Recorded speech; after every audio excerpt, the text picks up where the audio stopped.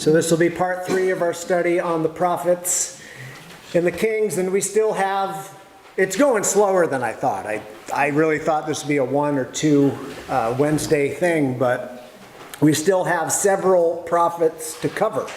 So in case somebody's new, if not here in the building, later online, if you're just dropping into this lesson, we've been going over the prophets who ministered during the divided kingdom stage in Israel, with Israel to the north, Judah to the south.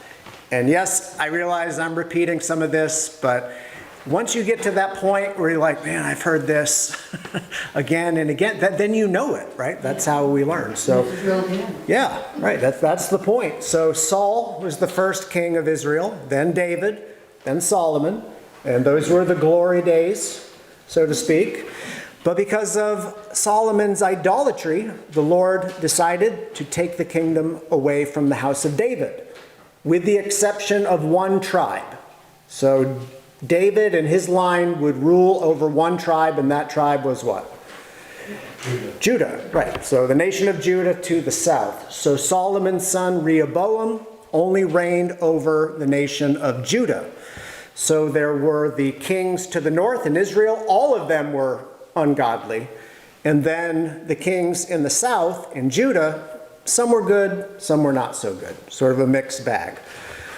The northern kingdom fell to the Assyrians, the Assyrian Empire, in 722 BC. The prophets warned the people to repent, to stop worshiping the Baals. Did they listen? Obviously not.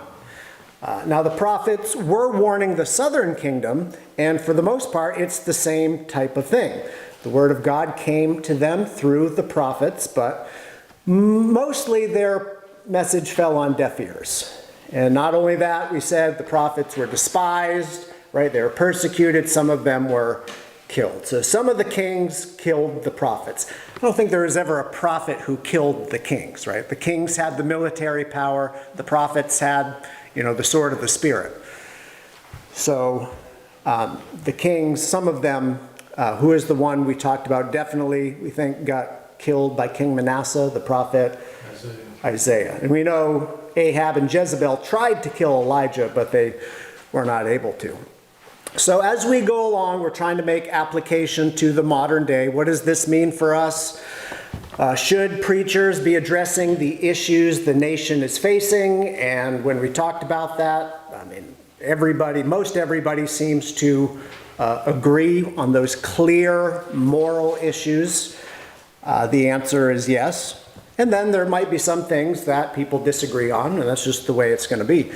So last week we ended by talking about the prophet Habakkuk. So now let's look at the prophet Joel. So I know this is a little out of order with the handout that I gave you, but I think Joel probably wrote earlier rather than later. We're not exactly sure. Joel was a prophet to the southern kingdom of Judah, and you just guess, why don't we know when he wrote? Think about some of the other prophets and how the book would start out. They'd make reference to who was the king at that time. So there's no reference in the book of Joel, so we don't really know when he was writing. Maybe the 7th or 8th century, we're not sure. So we do know he was a prophet to the south, and the theme of his book, Joel, is the day of the Lord. So Joel warns Judah of a coming invasion. He may have been the first prophet to warn about the Babylonians. That may be. Joel compares the invading army to a plague of what type of insect? Locusts, right. But he also gives the hope that the locusts will be removed and that God will restore all that the locusts had eaten. I did a 3-part sermon on the book of Joel, I think back in 2019, 2020, somewhere around then. And I explained that many people believe that the day of the Lord that Joel spoke about sort of came in phases. There was maybe a miniature day of the Lord in the Old Testament when Judah was conquered by Babylon. That could be seen as a day of the Lord, day of darkness, destruction. In some way, the day of the Lord was fulfilled on the day of Pentecost, Remember, Peter made reference to Joel's prophecy, so in some way it was fulfilled there. But we also think it's pointing ahead to that final and ultimate day of the Lord in the end times, which culminates in the Battle of Armageddon. So this is at least a dual nature of prophecy. So when a prophet makes a statement about the future, there could be a fulfillment, maybe a miniature fulfillment back then, but then there's a final fulfillment. Think about Jesus in the Olivet Discourse in Matthew 24.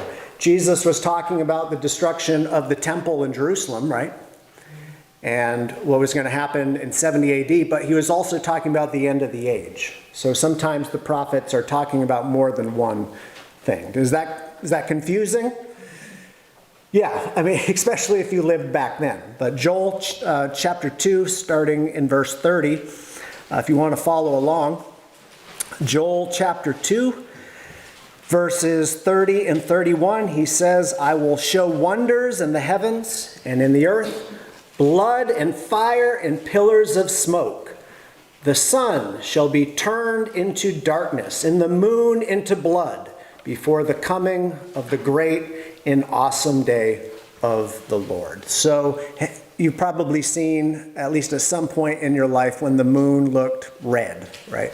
And that whenever I've seen that, that's what I think of Joel's prophecy. He says in chapter 3, the Lord also will roar from Zion and utter his voice from Jerusalem. The heavens and the earth will shake. This is verse 16. But the Lord will be a shelter for his people and the strength of the children of Israel. So you shall know that I am the Lord your God, dwelling in Zion in my holy mountain.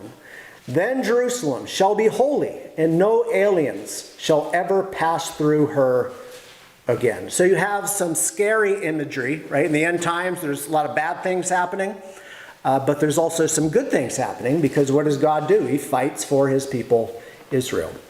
I think that passage that I just read, chapter 3, 17 and 16, 17, I think that probably speaks of the millennium. In verse 18, he writes, and it will come to pass in that day that the mountains shall drip with new wine, the hills shall flow with milk, and all the brooks of Judah shall be flooded with water. A fountain shall flow from the house of the Lord. So along with the judgment language, there is a message of hope. And that's really true with most of the prophets. So there was the contemporary fulfillment with Babylon. There was the partial fulfillment on the day of Pentecost, and then a future and final fulfillment. One takeaway from that, it shows that the prophets are still relevant. You know, we think of the book of Revelation as being very relevant because it's events that are going to happen in our future. Well, it's the same thing for Joel. It's the same thing for Isaiah. Some of the things they're talking about already took place. It's for Israel, for the Jews, that's true, but some of it is for us, for our future. All right, any questions so far? All right. Well, Yes. I have a comment. Yep. I mean, the promised land was known as a land flowing with milk and honey, and you just referenced it there in Joel, flowing with milk. Mm-hmm. But when Saul reigned, it was a time where he made some kind of weird proclamation that if anybody eats anything before we're done Right. here, he's going to be killed. Well, Jonathan wasn't there, didn't hear it, his son. And after this great battle and victory, Jonathan scooped up some honey that was flowing through the woods. Yep. And you just can't imagine that much. I can't. I've never, Flowing through the woods. yeah, walking through the woods, I've never seen any honey. I'm sure maybe that's not a thing around here, but yeah, it was a land flowing with milk and honey. They were promised all of these blessings, but all that was conditional on what? Their obedience to the law, which they didn't do a real great job. And of course, crossing the line is when you start worshiping Baal and Ashtaroth and all the rest. Okay, the next prophet we're going to look at is Jeremiah. We're going to spend a little more time on Jeremiah than probably any of the other prophets. Jeremiah was a prophet to who? Judah, yeah. I mean, we're pretty much talking about, well, I guess not all of them are to Judah, but he ministered from, at least lately, we've been talking about mostly the prophets to Judah, from 650 to 582 BC. Jeremiah also wrote the book of Lamentations, which a lament is expressing sorrow over, for him, the destruction of Jerusalem in 586. So he got to see it firsthand, and then he wrote the book of Lamentations as a result. So Jeremiah begins his book by saying that the word of the Lord came to him in the days of Josiah. So we know when he reigned. Josiah, the son of Ammon, king of Judah, in the 13th year of his reign. So very specific. It came also in the days of Jehoiakim, the son of Josiah, king of Judah, until the end of the 11th year of Zedekiah, the son of Josiah, king of Judah, until the carrying away of Jerusalem captive in the 5th month. So he's very specific about his dates. He goes on and says that the word of the Lord came to him, saying, "Before I formed you in the womb, I knew you. Before you were born, I sanctified you." This is a very popular verse you hear quoted. And the Lord told Jeremiah, "I ordained you a prophet to the nations." So this prophecy, it should be read beyond just the land of Judah. So Jeremiah was not only a prophet, he was also a priest. And let's turn to Jeremiah 31. This is one of the most important chapters in the Old Testament. I haven't checked this in a while. Okay. I was checking the Bible up here on the communion table, or the altar, as some people call it. It used to be opened up to Jeremiah 31 because this passage is so important. It talks about what? In the Old Testament, we see a reference to the New Testament. So Jeremiah, his purpose in writing was to warn of the destruction that the Jews were about to face and to urge them to return to faith in the Lord.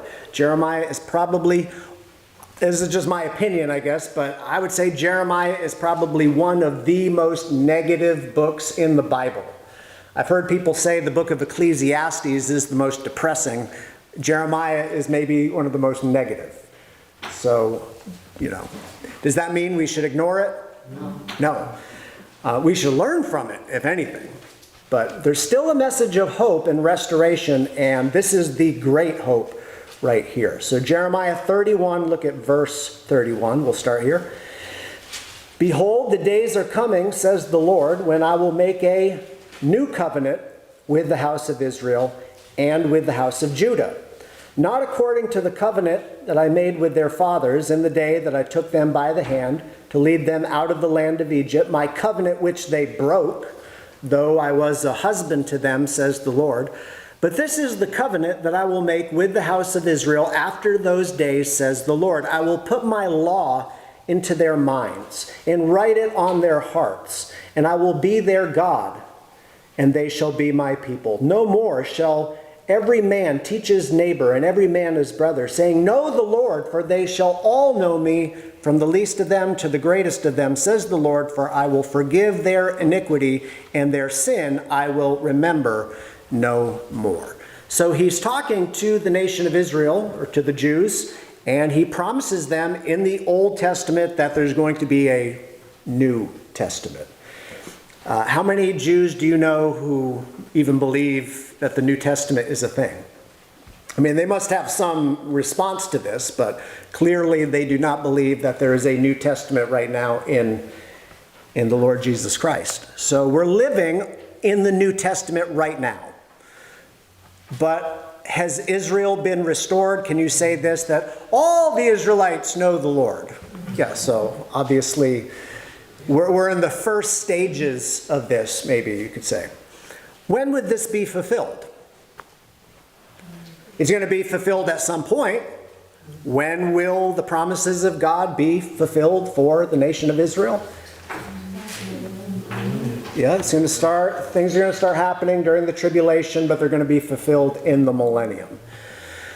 Jesus in the Gospel of John, speaking to the Jews, he said that he had other sheep that were not of this fold. So he was telling the Jews that he has other sheep, referring to the Gentiles. So right now we're living in what is called the times of the Gentiles, or the church age. Paul says in Romans 11 that this period will continue, that blindness in part has happened to Israel until the fullness of the Gentiles has come in, and so all Israel will be saved. We don't know when that's happening. It's going to draw near. But once God is done working with the Gentiles, then he's going to shift and start working with Israel. And according to Paul, all Israel will be saved once the time of the Gentiles is over. Some people call this dispensationalism. I just call it the Bible, because that's what's being said.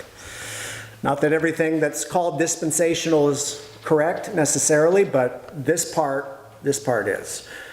So again, that happens in the end times. So Jeremiah, does he have some things to say about the future? Yes. Look at Jeremiah 31, verse 35. And for those people, and I know I make a point of this on a fairly regular basis, but it's in the Bible and it's important. So Jeremiah 31:35, to those people who don't think there's a future for Israel, you need to pay attention to this. Thus says the Lord, who gives the sun for a light by day, the ordinances of the moon and the stars for a light by night, who disturbs the sea and its waves roar, the Lord of hosts is his name. If those ordinances, what's he talking about? The sun, the moon, if they, what? If they depart from me, says the Lord, then the seed of Israel shall also cease from being a nation before me forever. You realize what is that saying? It's saying that, there's a better chance of the sun just like ceasing to exist tomorrow than for God to be finished with the nation of Israel. I mean, how else would you interpret that? So the fact that they once again became a nation, of course, they've always been we think of a nation as having borders, right? This is just the way, as Americans in the 21st century, we think of the southern border and the northern border, and the nation, the United States, is a political entity with borders. That's not the way the Bible described nations. It was a people with a culture and a belief system. So Israel has always been a nation, really. But of course, they officially became a nation with borders in 1948, 1949. You cannot tell me that's a coincidence. That didn't happen to Babylon. Saddam Hussein tried to rebuild Babylon. Did God let him do it? No. That hasn't happened with Assyria or any of these ancient nations, Nineveh, but it happened with them. And I realize some people have gotten a little carried away with the 1948, 1949, and they've set dates and the fig tree prophecy and all the rest. But the fact is, God is doing something. He's planning something. There is a future for them. And I personally believe that the stage is being set for end-time events that could happen a lot sooner than a lot of people think. So, a few other things. There is some speculation, because going back to talk about Jeremiah, and this is really just for fun, because we don't actually know this, but there is some speculation that Jeremiah had possession of what artifact? There's a common theory out there. Some people believe that Jeremiah possessed or had possession of the Ark of the Covenant. And that he knew, right, because he did know, God told him, that the Babylonians were going to come in, destroy the city, destroy the temple, and that Jeremiah actually had the ark hid somewhere. No real evidence that that's true, but like I said, that's just for fun. I mean, it makes sense, because when does the ark disappear? Remember, David he wanted the temple to be built. It was built under Solomon. The ark was in the temple in those days. But after the Babylonians came in, the ark just disappears. So the point of the book, Jeremiah, is he a real happy guy? What is he called? What's his nickname? Jeremiah is the weeping prophet. Hence Book of Lamentations, lament. But Jeremiah wasn't just sad, he was also pretty angry. If you read the book, like I said, it's kind of negative. Jeremiah was angry, which means whose message is he preaching? God's message. So Jeremiah wasn't just angry, God was angry. God was angry at Judah over their backsliding. Matter of fact, he uses that term, backsliding. They did not listen to the true prophets. Instead, they listened to who? The false prophets. Let's turn to Jeremiah 28. And this is as good a time as any to address this issue of the false prophets. So it's easy to say who the true prophets are. That's what this whole study is about, partially at least. Isaiah, Jeremiah, Daniel, Habakkuk, right? These are the true prophets. Who are the false prophets, though? In the Bible, Jeremiah names a few false prophets. You know, there's some people who have the opinion, well, you should never name names. If there's a false prophet out there, let them be. Don't just leave them alone. You should never name names. Well, I'll let that person, rebuke the prophet Jeremiah, because guess what? Jeremiah named names. He names a man named Hananiah. Also, a false prophet named Ahab. In the book of Acts, there's a false prophet named Bar-Jesus. So there were true prophets and there were false prophets. Actually, what chapter did I tell you to turn to? 28. Is that the first few verses? I have to look this up.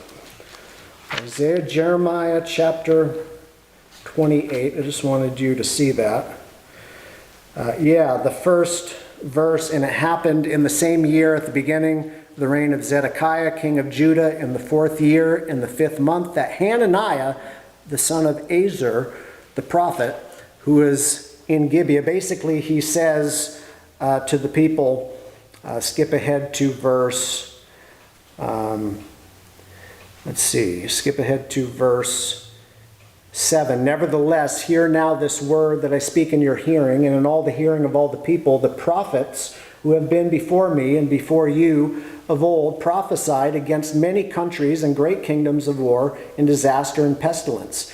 For the prophet who prophesied of peace, when the word of the prophet comes to pass, that prophet will be known as one whom the Lord has truly sent. So when Jeremiah said that Babylon is going to come in and destroy the city, did that happen? Yeah, so we know that Jeremiah is a true prophet. Then Hananiah the prophet took the yoke off the prophet of Jeremiah's neck and broke it. Remember, they put him in the stocks. And Hananiah spoke in the presence of all the people, saying, Thus says the Lord, even so I will break the yoke of Nebuchadnezzar, king of Babylon, from the neck of all the nations within the space of 2 full years. And the prophet Jeremiah went his way. How did that work out? Nebuchadnezzar only got more and more powerful. So Hananiah was a false prophet. Jeremiah then prophesied his death, and guess what happened? Verse 17, so Hananiah the prophet died the same year in the 7th month. So you don't want the prophet Jeremiah prophesying your death, because it's going to happen. Okay. So I did that to make the point that Jeremiah did not only name the names, he said, and by the end of the year, you're dead. And he died. Okay. Can you imagine if that happened today? And again, we don't believe there's prophets today, but I can just imagine what people would say. Well, that's not very Christ-like to say that this person's going to drop dead. Well, if God said he was, and he did, so anyways, okay, so here's the point of addressing the false prophets. We need to make application. A lot of people would rather the Bible stay in the past. That way we don't really have to do anything about it. It's comfortable when all this is in the past. When we pull it into the modern day and say, okay, is this happening right now? That's when people start getting a little uncomfortable. So are there true prophets today? We don't believe so. Do we have the true prophets? Yes, we have their writings, which are in Scripture. Are there false prophets today? Yes. Oh yeah, there's a lot of them. So in making application, right, be doers of the word and not hearers only. Okay, let's apply this. You say there's false prophets. Who are they? Who are they? Okay, now before you shout out any names, traditionally evangelicals would say something like Joseph Smith of the Mormons, he is a clear false prophet. And no Bible believer would have batted an eye at that. You know, today they might, but, you know, up until 20 years ago, people probably wouldn't have thought too much about that. Ellen G. White of the Seventh-day Adventists, false prophet. We've talked about this before. Again, nobody really wants to fight these issues or talk about it because people get upset. But if we say that there's false prophets today and it's a problem, what good does it do if we never name the name? What good is that? Why you shouldn't even talk about it then. But here's the thing about Joseph Smith and Ellen G. White. I mean, these are totally different religions. Mormonism is a totally different religion. It's polytheistic. The false prophets you have to worry about are not in other religions. The false prophets we have to worry about are the ones operating within so-called evangelical Christianity. So I'm just going to give two names. I'm going to do all the naming of names is all going to happen tonight. I'm going to get all that out of my system tonight. So the two false prophets that I'll name by name tonight that have deceived many people over the past 40 years, Benny Hinn, number one, and Kenneth Copeland. Two clear false prophets. If they are not false prophets, the term has no meaning. Benny Hinn, let me give a few examples. Benny Hinn prophesied that Fidel Castro would die in the 1990s. Now, it's kind of a dumb thing to make a prophecy about, I think, but of course, Jeremiah did that to Hananiah. Maybe he was reading this and he decides that Fidel's pretty unpopular, I'm going to make... Fidel Castro is pretty old. There's a pretty good chance he would have died in the 1990s, but it's like God allowed him to live longer than any other world ruler just to prove Benny Hinn wrong. It almost seems like that. Benny Hinn was also not just a false prophet, but a false teacher. He taught that there are 9 members of the Trinity. I mean, like that makes, what? Trinity means 3, okay. Kenneth Copeland taught that Jesus died and went to hell to be tortured. And Copeland, back in the spring of 2020, he made a video claiming to stand in the office of the prophet of God, and he declared an end to COVID-19, and I don't know if it was March or April, but it was very early on. How did that work out? Now I know there's some people that say, yeah, it was never, well, yeah. But again, making application, it really does no good to read about the false prophets or to warn about false prophets when they're operating amongst us, but we're not willing to name the name. So the Word of God, Jesus, Jeremiah, all throughout the epistles, it constantly warns of false prophets and false teachers. So that's just to make application. Are any questions on that? All right. Mark? Just a comment. It just boggles the mind how many people get sucked into these Peter Popoff and... Yep. I mean, to me, it's so obvious this is a scam. How can they not see this? I mean, it's really just kind of blatant stupidity. Well, you know, I think a lot of people are desperate. I think a lot of people, because those programs often run at 2 in the morning or something, you know, people, maybe they're sick, they're dying, they want healing, it's never happened, they've tried everything else. Hey, I'll send Benny Hinn a few $1,000s, because that's what he says, if I do this, then. So I think a lot of people, they might know better, but it's sort of a last-ditch effort. You know, some people were just brought up in the charismatic Pentecostal movement, that type of thing is just normal. They don't really think much. I don't know why people do it, but I could tell you stories of people I know personally that they were robbed blind. People that were sick, died broke because they sent all their money to these TV preachers. And I mean, that really gets my blood boiling more than just about anything. But yeah, we need to say something about them, I think. Yeah, Dad. The other thing that makes people do that is, the Bible says it well, that many of these people have itching ears. Yeah. They hear something new, something like that, they love it. They Right. don't check or care if it's scriptural or not, they have itching ears. Yep.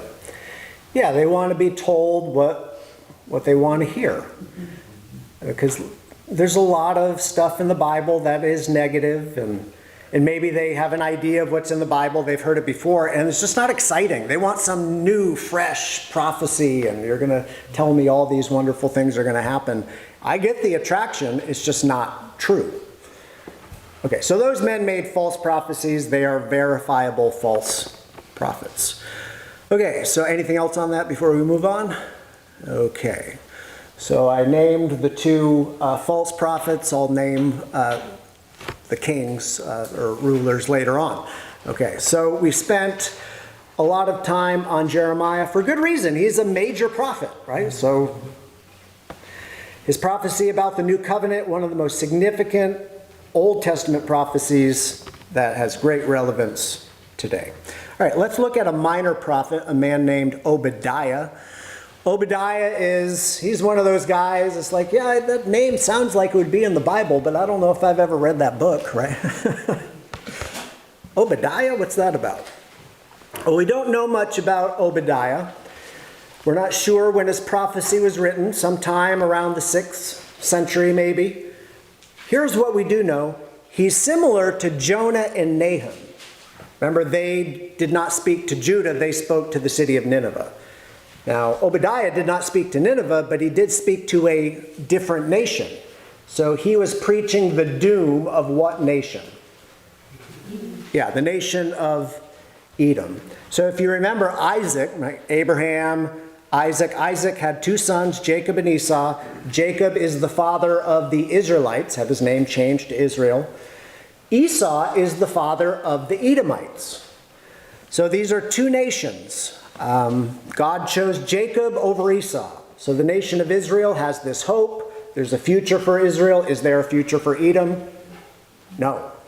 The purpose of this book is to show that God will judge all those who are against his chosen people, because the Edomites really despised their brother Jacob. Obadiah is the shortest book in the Old Testament, only one chapter. Verses 1 through 9, Obadiah declares the wickedness of the Edomites and gives examples of their pride. In verses 10 through 14, it tells of the transgressions and offenses of Edom, implying that they should have acted as a brother, since they descended from the same father. But verse 10 says, because of violence to your brother Jacob, you will be covered with shame and you will be cut off forever. And this is something you will often hear, nations or empires that decide to persecute the Jews.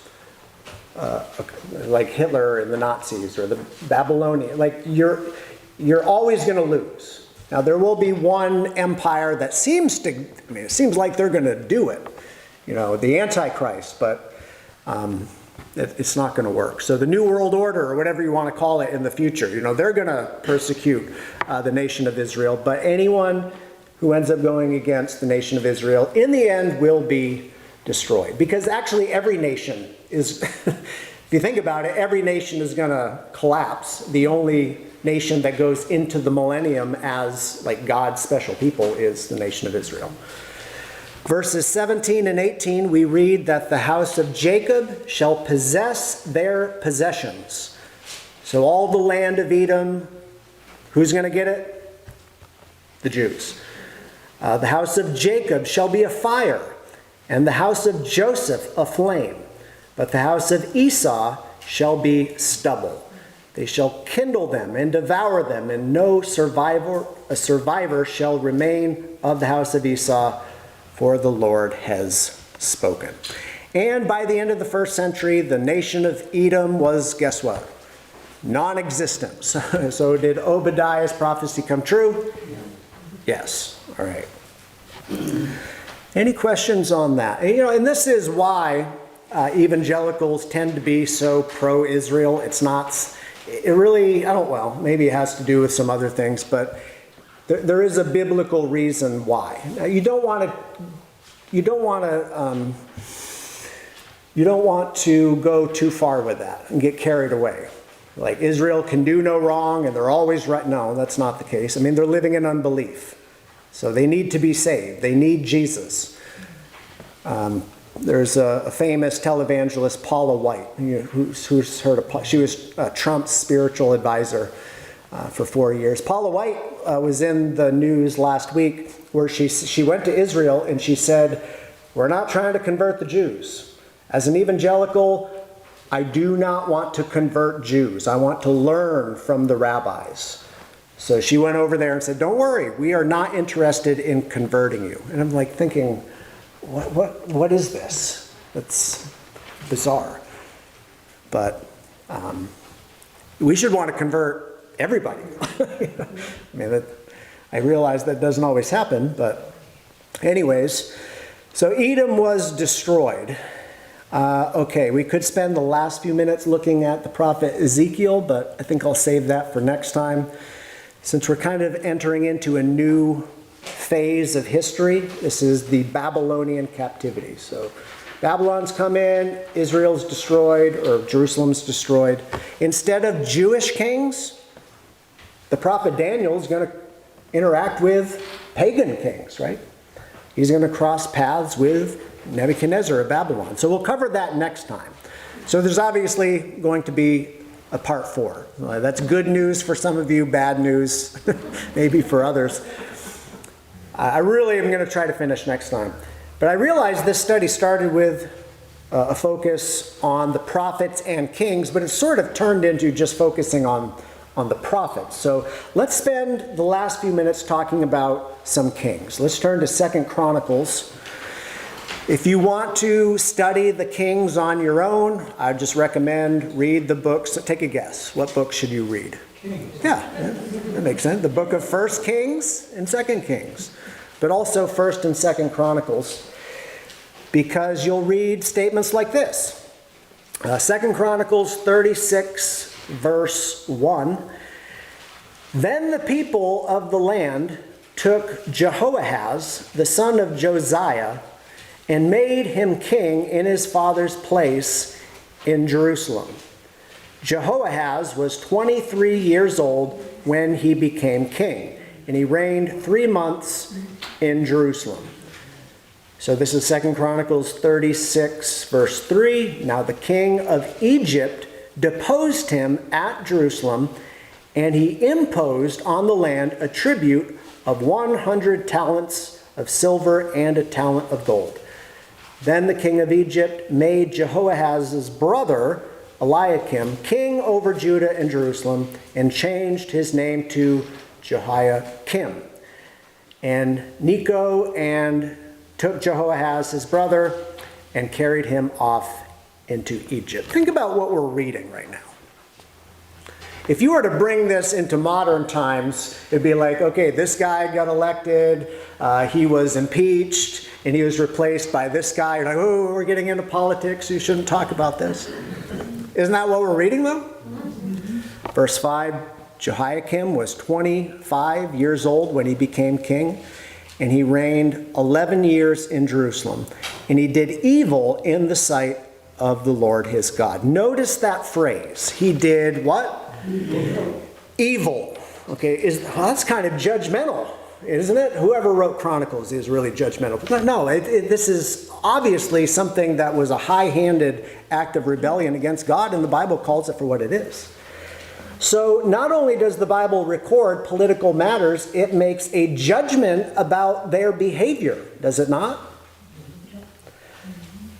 If they did evil, something that was clearly evil in the sight of God. So verse 6, Nebuchadnezzar, king of Babylon, came up against him and bound him in bronze fetters to carry him off to Babylon. Nebuchadnezzar also carried off some of the articles of the house of the Lord to Babylon and put them in his temple at Babylon. Now the rest of the acts of Jehoiakim and the abominations which he did and what was found against him, indeed, they are written in the book of the kings of Israel and Judah.